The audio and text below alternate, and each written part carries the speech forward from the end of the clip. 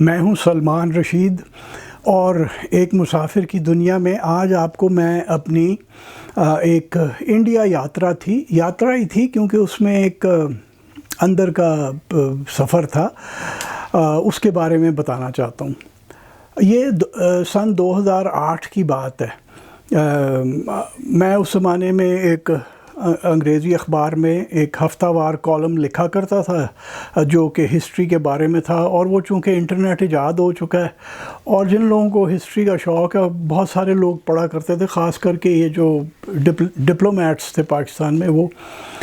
تو ایک دن جنوری فروری کی بات ہوگی 2008 کی، ہمیں ایک دعوت آئی انڈین ہائی کمشنر ستیہ برتا پال صاحب کے وہاں سے کہ جی کھانا کھانے آئے ہیں آپ دونوں میاں بیوی۔ تو ہم گئے اور میں نے جب وہ ہمیں دروازے پہ لینے آئے تو میں نے سب سے پہلی جو بات ان سے کی، میں نے کہا excellency your country is the only one to have ever denied me a visa. تو حیران ہو کے کہتے ہیں how can that be possible? میں نے کہا جی یہ ہو چکا ہے نا ایک بار 1997 میں۔ تو خیر بہت بہترین ڈپلومیٹ تھے جیسے کہ ہونے چاہیے، تو کہنے لگے کہ اچھا آپ ہمیں اپنا پاسپورٹ بھیج دیجئے اور بتا دیں کہاں کہاں جانا ہے۔ اور جیسے ہم اندر کو جا رہے تھے جہاں باقی مہمان بیٹھے ہوئے تھے، میں نے اپنی وہ بھی بتا دیا کہ میرا جانے کا مقصد کیا ہے، میں کیا ڈھونڈنے جا رہا ہوں انڈیا۔ تو خیر کہتے ہیں کوئی مسئلہ نہیں آپ کو مل جائے گا۔ تو 1997 میں بھی کوشش کی تھی جب 50ویں سالگرہ تھی آزادی کی، لیکن وہ نہ ملا، بہرحال جو بھی وجوہات تھیں پتہ نہیں کیا تھی وجہ۔ تو اس بار مجھے ویزا مل گیا اور میں ہولی سے کوئی 2-3 دن پہلے مارچ 2008 میں واگا کراس کیا، امرتسر گیا، وہاں پہ ہمارے دوست ہیں ڈاکٹر پرمندر سنگھ ڈاکٹر صاحب نے مجھے گرو نانک دیو یونیورسٹی میں، وہ انگریزی ڈپارٹمنٹ کے چیئرمین تھے اس زمانے میں، تو انہوں نے مجھے وہاں رہنے کا میرا بندوبست کیا، اور کوئی 1 یا 2 دن رہ کے باقی جو ہمارے دوست تھے امرتسر کے انہیں مل کے میں دلی چلا گیا۔ اب جانا میں نے جلندر تھا، ہمارا آبائی شہر جلندر ہے، ضلع جلندر ہے، اور ہمارا گاؤں جو تھا وہ اگی ہے۔ یہ چونکہ ایک اندر کا سفر تھا، اندر کی یاترا تھی، تو میں نے ایک خاص طور پہ اس کو کرنا تھا ایک خاص طریقے سے، اور وہ میں آپ کو بتا دوں کہ وہ کیا تھا۔ یہ دیکھیے جب بٹوارے کا وہ شور پڑا تو میرے چچا اس وقت 1 سال پہلے 1946 میں انہوں نے کنگ ایڈورڈ میڈیکل کالج سے کیا تھا اپنا MBBS، اور ارون ہاسپٹل دلی کے اندر وہ اپنی انٹرنشپ کر رہے تھے۔ ابو اس وقت دلی کے اندر نارتھ ویسٹرن ریلوے کے ڈویژنل انجینئر تھے۔ میرے دادا کوئی 1.5 سال پہلے ریٹائر ہوئے تھے، وہ بھی ڈاکٹر تھے اور کنگ ایڈورڈ سے ہی انہوں نے اپنا ڈپلومہ کیا ہوا تھا۔ وہ گھر میں جلندر میں رہتے تھے، ان کے ساتھ میری دادی تھیں ظاہر ہے، اور میری بڑی پھوپھی ابو سے جو چھوٹی تھیں جمیلہ وہ تھیں، ان کی سپریشن ہوئی تھی اپنے میاں سے، تو وہ وہاں ان کے پاس تھیں، اور پھر میرے چچا تھے، اور پھر میری پھوپھی زبیدہ تھیں جن کی شادی کوئی 1.5 سال پہلے ایک میاں شریف صاحب سے ہوئی تھی۔ وہ سرویئر تھے سروے آف انڈیا کے اندر، اور بعد میں پاکستان میں وہ سرویئر جنرل ہو کے ریٹائر ہوئے، اور وہ آخری سرویئر جنرل تھے سویلین۔ اس کے بعد تو فوج نے وہ محکمہ ٹیک اوور کر لیا۔ اور سب سے چھوٹی پھوپھی ہماری طاہرہ تھیں جنہوں نے اس سال شاید BA کا امتحان دیا تھا۔ اب یہ اگست کی بات ہے، میری جو طاہرہ پھوپھی تھیں وہ سولن میں اپنی بڑی بہن زبیدہ کے پاس گئی ہوئی تھیں، کیونکہ پھوپھا شریف جو ہیں وہ وہاں پہ ان کی تعیناتی، ان کی پوسٹنگ سولن میں تھی، سروے ڈپارٹمنٹ کے اندر تھے وہ، سروے آف انڈیا کے اندر، تو وہ وہاں گئی ہوئی تھیں۔ اچھا میں آپ کو ایک بات بتا دوں، ہمارے گھر کے اندر میرے جتنے سال بچپن کے تھے اور لڑکپن کے، جوانی کے، ہمارے گھر میں بٹوارے کی کبھی بات نہیں ہوئی تھی. ہمارے گھر میں کبھی کسی نے خدمت کا لفظ نہیں بولا تھا. میرے باپ نے، میرے چچا نے یا میری پھوپھی کے گھر میں کسی نے کبھی خدمت کا لفظ نہیں بولا تھا کہ جی ہم نے دیس کی بڑی خدمت کی ہے. اور کبھی یہ نہیں ہوا تھا کہ وہاں کچھ جو رہ گئے تھے ان کا کیا بنا، کبھی کوئی بات ہی نہیں ہوئی تھی. ہاں بس جو نہیں آئے تھے تو ظاہر ہے وہ وہاں مر گئے ہوں گے. وہ جسے ہم قربانی کہتے ہیں، قربانی تو مرضی سے دی جاتی ہے. وہ جو مرنے والے تھے بٹوارے کے اندر، انہوں نے کوئی قربانیاں نہیں دی تھیں. وہ اپنی مرضی کے بغیر بنا کسی گناہ کے وہ بیچارے مرے تھے. تو وہ کبھی یہ بات نہیں ہوا کرتی تھی. اور ایسا لگتا تھا کہ جیسے ایک قسم کھائی ہوئی ہو کہ ہم نے چپ رہنا ہے، ہم نے بٹوارے کی بات نہیں کبھی کرنی. لیکن کبھی کبھی قسم ٹوٹ بھی جاتی تھی. وہ جو ایک انہوں نے خول چڑھایا ہوا تھا ہمارے 3 بڑوں نے، میری پھوپھی نے، چچا نے اور ابو نے، وہ کبھی کبھی کھل بھی جاتا تھا. ابو نے تو خیر کبھی بھی بات نہیں کی تھی. چچا جان نے ایک بار یہ بات کی تھی جب میں نے 1997 میں ویزا لینے کی کوشش کی. تو اس وقت انہوں نے بتایا کہ دیکھو جب یہ پارٹیشن ہو رہی تھی تو اروین ہاسپٹل دلی میں کام کرتے تھے، اور کہنے لگے کہ وہ جو طاہرہ ہماری بہن تھی وہ سولن آئی ہوئی تھی اپنی بڑی بہن کے پاس گرمیاں گزارنے، اور امتحان چونکہ دیا ہوا تھا تو فراغت تھی اسکول کالج سے. تو وہ وہاں پہ آئی ہوئی تھیں اور انہوں نے ایک چٹھی لکھی کہ جی یہاں بڑا عجیب سا ماحول بن گیا، آپ مجھے یہاں سے لے کے گھر پہنچا دیں. چنانچہ چچا جان نے کہیں 6، 7، 8 تاریخ کو کوئی چھٹی لی اور وہ ٹرین پہ سولن گئے. سولن اب آپ کو بتا دوں کہ اوپر جو شملہ کو سڑک جاتی ہے اس کے اوپر ایک یہ رستہ ہے، وہاں ریلوے لائن بھی ہے چھوٹی نیرو گیج کی جو کہ شملہ تک جاتی ہے. تو اس پہ یہ جگہ ہے اور چچا جان وہاں گئے. میرا خیال 1 آدھ دن وہاں رہے ہوں گے. اس کے بعد انہوں نے کہا کہ میں لے کے طاہرہ کو، ہم لوگ ٹرین پہ واپس جلندھر آئے، اور انہوں نے اپنی بہن کو اپنے ماں باپ کے پاس چھوڑا. اور جو مجھے یاد پڑتا ہے وہ کہیں 9 یا 10 تاریخ کو وہ ان سے رخصت لے کے واپس اروین ہاسپٹل دلی آ گئے. وہ چچا جان کا آخری وقت تھا اپنے ماں باپ کو دیکھنے کا، آخری بار تھی اپنے ماں باپ کو دیکھنے کی، اپنی بہنوں کو دیکھنے کی، اور باقی جو ان کے نانا تھے ان کو. اچھا اب میں آپ کو بتا دوں کہ چونکہ ابو نے آپٹ کیا ہوا تھا کہ وہ پاکستان میں رہیں گے، اور تو ان کو تو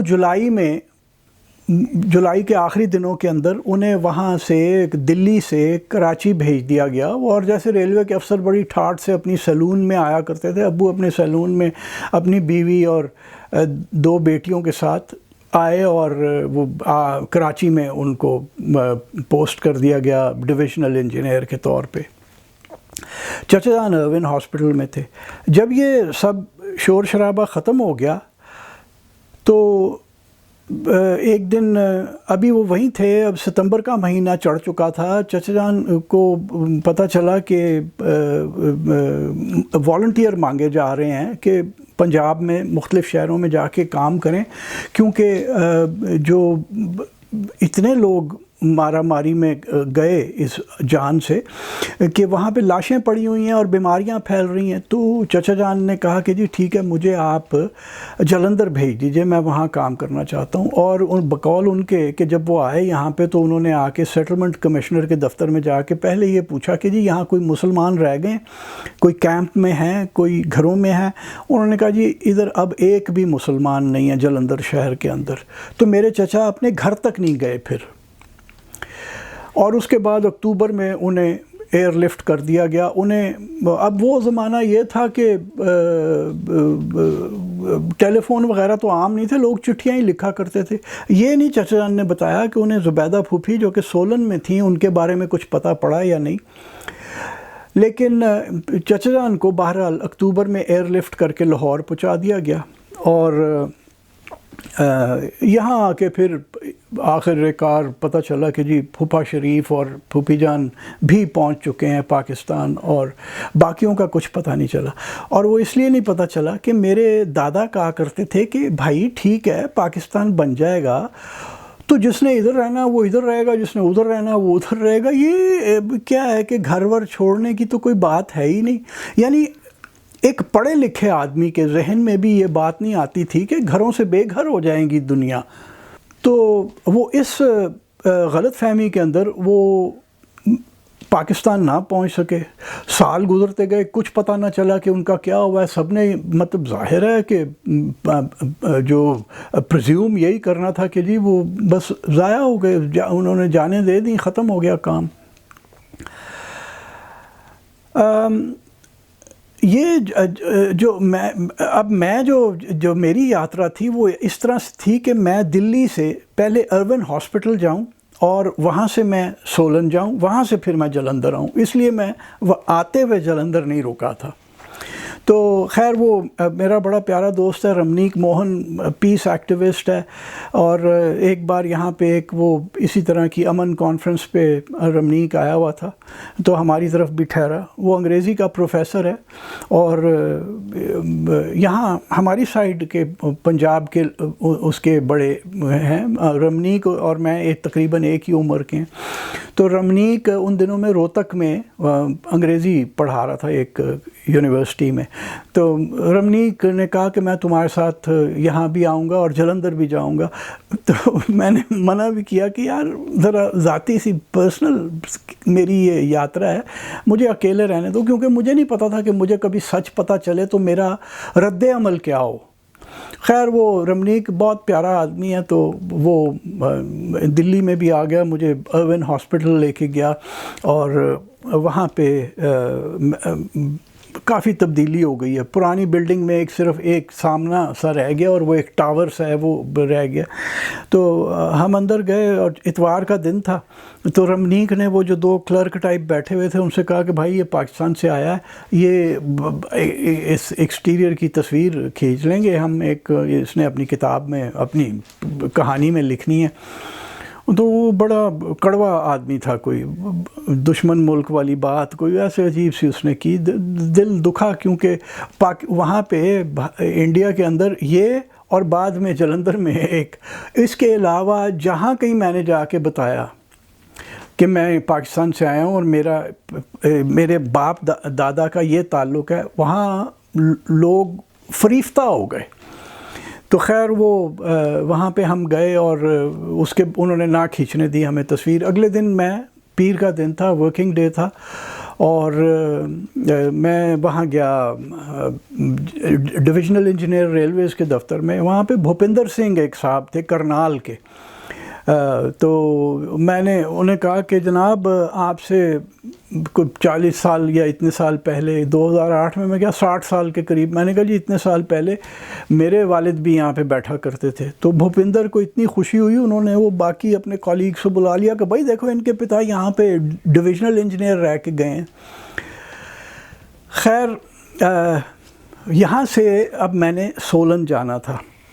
تو وہ ہمارے دوست جن کی مہمانداری میں تھا میں، وجے پرتاپ، بڑے بہترین آدمی ہیں. وہ آئیڈیلسٹ ہوتے ہیں نا، جو کہ عمر بھی گزر جاتی ہے لیکن اپنے آئیڈیلزم کا ہاتھ نہیں چھوڑتے. تو وجے ان میں سے ایک لوگ ہیں. تو وجے کے وہاں میں ٹھہرا ہوا تھا. تو مجھے کہا کہ دیکھو یہ تمہیں ہم ٹرین پہ بٹھا رہے ہیں، کالکا لے کے جائے گی تمہیں، کیونکہ کالکا تک براڈ گیج ٹرین ہے، اس کے بعد نیرو گیج اوپر شملہ تک جاتی ہے. تو میں نے ایسے مذاقاً کہا، میں نے کہا یار یہ ٹرین تو ہاوڑا سے رہی ہے. اب ہاوڑا کلکتہ کے قریب ہے، درمیان میں ندی بہتی ہے، صرف دریا بہتا ہے. تو میں نے کہا یہ 16, 17, 1800 کلومیٹر کا سفر ہے بھائی، وہاں سے جو چلی ٹرین تو 7-8 گھنٹے لیٹ ہوگی. تم مجھے کہہ رہے ہو میں رات 10 بجے جا کے اسٹیشن پہ بیٹھ جاؤں کہ 10:05 پہ ٹرین آنی ہے. تو کہنے لگا میاں یہ انڈین ریلویز ہے اور تم ذرا وقت پہ جانا ورنہ رہ جاؤ گے، پہنچ نہیں سکو گے صبح کالکا. چنانچہ میں 10 بجے پہنچ گیا اور 10:05 پہ ٹرین آئی. 1800 کلومیٹر کا سفر طے کر کے ٹرین عین وقت پہ آئی اور صرف 5 منٹ رکی. ساڈی طرح نہیں کہ ٹرین آ کے لاہور رکی تے آدھا گھنٹہ، ملتان آدھا گھنٹہ، روڑی آدھا گھنٹہ، حیدرآباد آدھا گھنٹہ. مطلب پشاور سے ٹرین چلتی ہے تو 5-6 گھنٹے تو رستے میں رک کے ضائع کر دیتی ہے. تو وہ صبح 5 بجے ہم کالکا پہنچ گئے، اور میں وہاں سے دل تو بڑا تھا کہ میں وہ جو نیرو گیج ٹرین ہے اس پہ بیٹھ کے جاؤں، کیونکہ ابو اس سیکشن کے اوپر بھی، دھرم پور والا اسے کہتے تھے، اس نیرو گیج کا جو یہ سیکشن تھا اس کے اوپر بھی 1946 میں اسسٹنٹ انجینئر رہے تھے اور دھرم پور میں رہتے تھے، تو ظاہر ہے وہ اس لائن پہ سفر کرتے تھے، تو لیکن وہ ٹرین کوئی 8-9 بجے چلتی تھی، تو میرا دن ضائع ہو جانا تھا، پھر وہ میرا خیال ہے کوئی 1-1.5 گھنٹے کا آگے سفر بھی تھا۔ تو میں نے 5 بجے میں نکلا جب ٹرین سے، تو میں نے ایک گاڑی کرائے پہ لی اور میں سولن چلا گیا۔ جب دفتر کا وقت ہوا تو میں اسسٹنٹ کمشنر کے وہاں گیا، تو ایک نوجوان اسسٹنٹ کمشنر تھیں، راکھلا کالوں۔ میں نے بتایا کہ جی میں اس لیے آیا ہوں، تو کہنے لگی کہ ہمارے پاس اب سروے آف انڈیا کی تو کوئی یہاں پہ ملکیت نہیں ہے، میں آپ کو پتہ کر کے بتاتی ہوں۔ پھر ایک انہوں نے بڑے میاں کو بلایا، کہنے لگی یہ پہلے پارٹیشن کے وقت سے یہ کام کر رہے ہیں یہاں پہ، بلکہ اس سے بھی پہلے سے، اور کافی بزرگ آدمی تھے۔ تو انہوں نے کہا جی وہ جو جن گھروں کا آپ ڈھونڈ رہے ہیں وہ 3 گھر تھے، اور وہ سروے آف انڈیا کی ملکیت نہیں تھی، وہ پرائیویٹ لوگوں کے گھر تھے، اور وہ انہوں نے سروے والوں نے کرائے پہ لیے ہوئے تھے۔ تو وہ تو ڈھا ڈو دیے گئے، وہاں پہ ایک شاید سنیما بن گیا یا اسکول کالج کچھ انہوں نے مجھے بتایا۔ تو کہنے لگے میں آپ کو لے چلتا ہوں، آپ کو دکھا دیتا ہوں وہ کیا ہے۔ میں نے کہا نہیں، میں تو وہ کچھ اور دیکھنا چاہتا تھا، تو میں وہ گھر دیکھنا چاہتا تھا جہاں میرے پھوپھا پھوپھی رہے ہیں۔ تو وہ کہنے لگے کہ نہیں وہ گھر تو ختم ہو گئے۔ خیر وہ میں نے شکریہ ادا کیا، میں باہر آ گیا۔ اب وہ جو میں کہتا ہوں نا کہ وہ قسم کبھی کبھی ٹوٹ جاتی تھی، ایک بار چچا جان سے قسم ٹوٹی، ایک بار میری پھوپھی سے قسم بھی ٹوٹ گئی تھی۔ انہوں نے مجھے کہیں 94-95 میں ایک بار بتایا تھا کہ جب یہ دنگے شروع ہوئے بٹوارے کے، تو یہ لوگ سولن میں تھے اور بڑا سا گھر تھا پرانے زمانے کے، جیسے بڑے بڑے بنگلے ہوا کرتے تھے۔ تو کہنے لگی کہ ایک شام ہم بیٹھے ہوئے تھے، اور اس وقت جو میری کزن تھی جو سب سے بڑی تھی، وہ اس وقت کچھ 6 مہینے کی تھی پارٹیشن کے وقت۔ تو انہوں نے کہا کہ وہ جب شور پڑا تو ہم لوگ گھر چھوڑ کے پیچھے جو سرونٹس رومز تھے، سرونٹس کوارٹرز تھے، ان میں ہم آ گئے۔ اب اس زمانے کے سرونٹ کوارٹر ایک لائن میں ہوا کرتے تھے، 6 7 8 جتنے بھی بڑے بڑے بنگلوں کے ہوتے تھے، اور وہ سرونٹ کوارٹر آج کل کے ہمارے بیڈ روم سے بڑے ہوتے تھے۔ تو وہ کہنے لگیں کہ وہ اس کا اگر آپ دروازہ کھولتے تھے تو کواڑ کے پیچھے اتنی ایک جگہ بنتی تھی کہ بندہ وہاں پہ کھڑا ہو سکے۔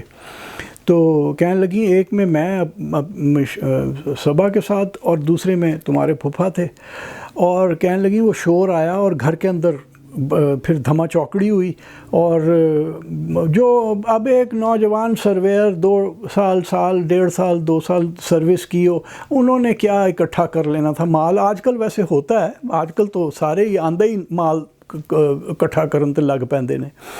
تو وہ جو کچھ انہوں نے کوئی کپڑا لتا اٹھانا تھا وہ کیا، گھر کو تو آگ نہیں لگائی، لیکن پھر وہ مشعلیں ان کے ہاتھ میں تھیں اور وہ لے کے سرونٹس رومز کی طرف آئے۔ تو یہ دروازے کھلے ہوئے تھے، تو کسی نے ایسے دروازے کو دھکا بھی دیا اور اندر روشنی کی، اور بقول پھوپھی جان کے کہ ایک آواز آئی کہ اوے مسلے بھج گئے نے، اور پھر وہ شور آہستہ آہستہ سے چلا گیا۔ پھوپھا جان نے جب آ کے دیکھا کہ یہ دونوں ٹھیک ہیں، تو وہ پچھلی دیوار سے نیچے اتر کے وہ کرال کرتے ہوئے اپنے ساتھ والے گھر میں، جو ان کے افسر کا گھر تھا اور وہ برطانوی تھا، راج کا افسر تھا، اس کے پاس جا کے انہوں نے اس کو بتایا کہ بھائی ہمارے ساتھ تو یہ بنتے بنتے رہ گئی۔ تو انہوں نے خیر انہیں باحفاظت اپنے گھر میں لا کے پھر باحفاظت وہ جو قافلے آتے تھے ان میں شامل کر دیا، اور وہ پاکستان پہنچ گئے، اور بعد میں تو خیر پورا خاندان یہاں پہ مل گیا جو پہنچ سکا۔ تو میں وہ گھر دیکھنا چاہتا تھا، وہ گھر تھا نہیں، چنانچہ میں بس پہ بیٹھا اور میں وہاں سے جلندھر آ گیا۔ ایک بات میں آپ کو بتاؤں کہ لینڈسکیپ بدلی ہوتا گیا، پہلے پہاڑ تھے، پھر ہم میدانوں میں آہستہ آہستہ آئے۔ جہاں ہم میدانوں میں داخل ہو رہے تھے وہاں ایک بڑی لمبی باؤنڈری وال تھی، بلڈنگز تھیں اندر بڑی، جیسے کوئی فیکٹری دفتر اس قسم کے ہوتے ہیں، اور اس کے اوپر پھٹے کیا لگے ہوئے تھے، چکوال گروپ آف انڈسٹریز۔ تو دیکھیے 60 سال سے زیادہ گزر چکے تھے پارٹیشن کو، کوئی چکوال سے گیا ہوا تھا، وہاں جا کے وہ آباد ہو گیا، اور اس نے ترقی بھی کی کہ اتنی بڑی انڈسٹری لگا لی، میرا خیال ہے کئی مربع کلومیٹر کے اندر تو وہ ہوگی وہ لگی ہوئی جو کچھ تھا، لیکن وہ اپنے گھر کو نہیں بھولا جو چکوال میں تھا، یہ ہمارا جو چکوال ہے۔ اور اس طرح وہاں گجرانوالا فلانی چیز ہوتی تھی، لائل پور فلانی چیز ہوتی تھی، ہمارے یہاں امرتسری ہریسہ اور امرتسری سویٹس ہوتے ہیں، تو بٹ تو گئے لیکن رہے پھر بھی ایک ہی۔ خیر وہ وہاں سے میں جلندھر آیا، وہ ہمارے دوست ڈاکٹر پرمندر سنگھ نے جلندھر کے اندر میرا بندوبست کروا دیا تھا، ایک دیش بھگت ہال ہے، اور یہ دیش بھگت ہال کا میں آپ کو بتا دوں، یہ کسی ایک این جی او ہے اور اس کو بڑے پیارے لوگ چلاتے ہیں، اور وہ اس کا وہ دیش بھگت ہال سیلیبریٹ کرتا ہے، وہ جو ادارہ ہے وہ سیلیبریٹ کرتا ہے ان ہیروز کو اور ہیروئنز کو جنہوں نے آزادی کے لیے کوئی جد و جہد میں حصہ لیا، یعنی 1857 سے لے کے 1947 تک جنہوں نے کام کیا، جس میں بڑے بڑے رائے، اپنا احمد خان کھرل، اپنا اس کی بھی وہاں پہ ایک تصویر سی بنائی کے لگائی ہوئی تھی اپنے بھگت سنگھ کی، اور سینکڑوں لوگوں کی تصویریں تھیں، درجنوں لوگوں کی تصویریں تھیں، اور میں آپ کو بتا دوں کہ اس میں کوئی تفریق نہیں تھی مذہب دین مذہب کے حساب سے کہ ہندو سکھ کی ہوگی مسلمان کی نہیں ہوگی، اس میں سب ہیرو برابر کے تھے۔ تو وہاں پہ انہوں نے مجھے رہنے کا بندوبست کیا، تو میں ایک تصویر لے گیا تھا، یہ آپ کو میں دکھا دوں، یہ تصویر میرے دادا کے گھر کی ہے، اور تیر سے نشان بھی لگایا ہوا ہے کہ یہ گھر ہے۔ ہمارے ماموں ایک تھے، امی کے کزن تھے عبدالحق، تو ماموں حق 1985 میں گئے تھے وہاں پہ جلندھر، وہ یہ تصویر لے کے آئے ہیں، تو یہ ہمارے گھر میں تھی۔ میں یہ تصویر کی بڑی کاپی کرا کے ساتھ لے گیا تھا، اور میں نے وہاں پہ دیش بھگت ہال کے صاحبان کو یہ دکھائی، تو کہنے لگے اگر آپ تصویر میں بائیں ہاتھ دیکھیں جو گولائی میں بلڈنگ ہے، وہ پڑھا تو نہیں جا رہا وہ نشان اچھے طریقے سے، وہ لکھا ہوا ہے لائل پور سویٹس۔ تو وہ ان کا خیال تھا میں لائل پور سویٹس دیکھنے آیا، تو کہتے ہیں تو ختم ہو گئی ہے، تو میں کہ نہیں اے جڑا گھر ہے اے ویکھنا ہے میں، تو کہتے ہیں پتہ نہیں کئی دن ہو گئے اتنے گئے، پر اج کل جداں ٹھائی جا رہے ہیں سارے پرانے گھراں نوں، تو کی پتہ ٹھا بھی دیتا ہوئے، تو ایک دل میں نا ایک دم ایک ہوک سی ہوئی کہ یہ نہ ہو کہ میں اتنے دنوں بعد پہنچا ہوں اور وہاں ہو کچھ نہ۔ خیر وہ مجھے انہوں نے کہا کہ یہ اپنا اس کو بھگت سنگھ چوک کہتے ہیں، آپ وہاں پہنچ جائیں، وہاں آپ کو گھر سامنے نظر آ جائے گا، یہ بھی بلڈنگ ابھی ویسے ہی ہے ویسے۔ تو میں رکشے پہ یہ بیٹھا، یہ جو سائیکل رکشہ ہوتا ہے، تو اچھا آپ کو سائیکل رکشوں کی بڑی دلچسپ ایک بات بتاتا چلوں کہ وہ جب ہم جا رہے تھے تو اس سے میں نے کچھ کہا، اور ہمارے یہاں کی طرح ہم وہ لوگ ابھی پنجابی بولتے ہوئے شرمندگی نہیں نا محسوس کرتے، انڈیا کے پنجابی جو ہیں، سنا ہے اب وہاں پہ بھی ہونا شروع ہو گیا، لیکن بہرحال وہ میں نے اسے پنجابی میں کچھ کہا تو مجھے لگا کہ اس کی پنجابی کوئی سدھ نہیں ہے، وہ کوئی ایکسینٹڈ سی پنجابی ہے، تو جب پوچھا تو پتہ چلا کہ وہ بہار سے آیا ہوا ہے۔ اچھا اس کے بعد میں جتنے رکشوں میں بیٹھا سارے بہاری تھے، اور سب نوجوان تھے، 18 19 20 سال کے، اور ہر ایک کی ایک ہی داستان تھی۔ میں نے ہر ایک کا پھر انٹرویو کیا، ہر ایک کی ایک ہی داستان تھی کہ ابا کیا کرتا ہے، بیٹا تو اتنی دور آیا ہوا ہے تو ابا کیا کرتے ہیں، کہ صاحب کچھ نہیں کرتا ابا، بس نشہ کرتا ہے، اور کوئی باقی بھائی بھی تو کام کرتے ہوں گے، ہاں صاحب سارے کرتے ہیں، سب اب جو عورتیں ہیں وہ گھروں میں کام کرتی ہیں، یہ سارے بھائی بھی کام کرتے ہیں، لیکن چونکہ تعلیم نہیں ہے بالکل ان پڑھ ہیں، تو وہ کتنے بہن بھائی ہو یار تم، کہ جی ہم 17 ہیں، یہ پہلے والے نے مجھے کہا کہ ہم 17 ہیں صاحب، تو باقی جس سے بھی پوچھا 17 16 15، سب سے کم جس کے تھے وہ 13 بہن بھائی تھے، اور آپ کو بتا دوں کہ سارے کے سارے مسلمان، کوئی ایک بھی ہندو نہیں تھا یا سکھ یا کچھ بھی، وہ سارے کے سارے مسلمان تھے. 17 بھائی پیدا کیے ہوئے، دنیا کی آبادی کو صحیح کی گزند لگانے کے لیے.